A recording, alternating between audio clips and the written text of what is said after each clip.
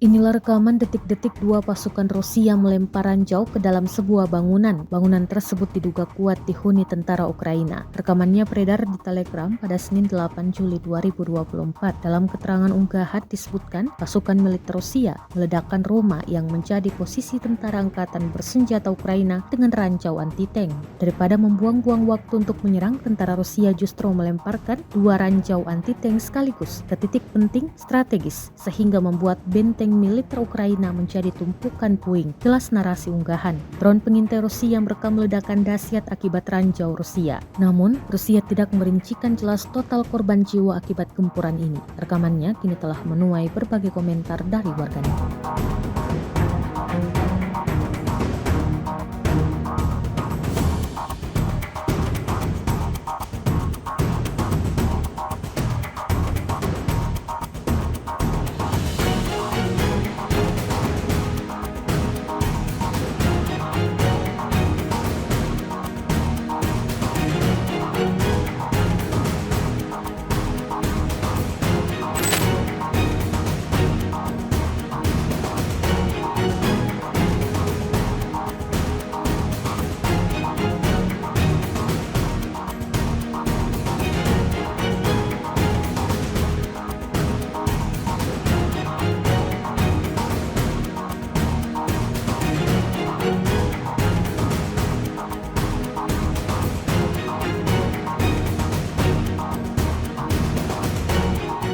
Download Tribun X sekarang, menghadirkan lokal menjadi Indonesia.